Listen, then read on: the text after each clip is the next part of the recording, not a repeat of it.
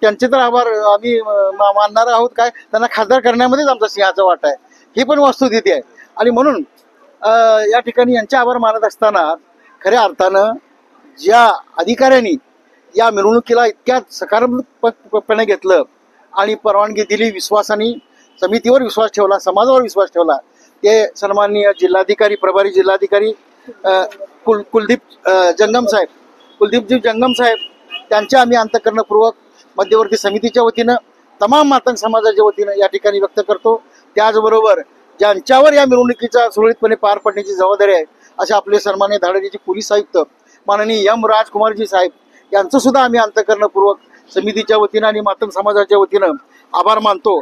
आणि या ठिकाणी हे आभार मानत असताना आता शासनाने परवानगी दिली, पण आमच्याही काही जबाबदारी निश्चित आहेत.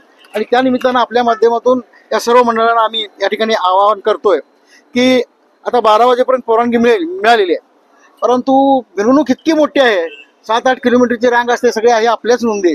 आणि मग असं जर असेल तर मग आता ही वाढलेली वेळ आणि वाढलेला मिरवणूक आहे यावर्षी, म्हणजे मागच्या वर्षी 33 मंडळांनी भाग घेतल्या पोलीस रेकॉर्डप्रमाणे, यावर्षी पोलीस रेकॉर्डप्रमाणेच 55 मंडळं आज नोंद आहेत, ती 60 सुद्धा उद्या होतील.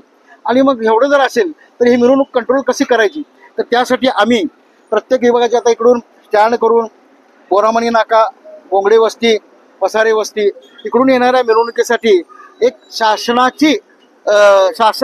पदाधिकारी तर असतील, परंतु आमचे पदाधिकारी सुद्धा या ठिकाणी असतील. आणि म्हणून त्या ठिकाणी आम्ही या माध्यमातून या मिरवणुकीमध्ये मिरवणूक मंडळ, पोलीस प्रशासन आणि प्रशासन यांच्यामध्ये समन्वय साधणारे महत्वाचे दुवे या ठिकाणी आम्ही काही पदाधिकारी नेमलेले आहेत, त्यांची नावं मी या ठिकाणी.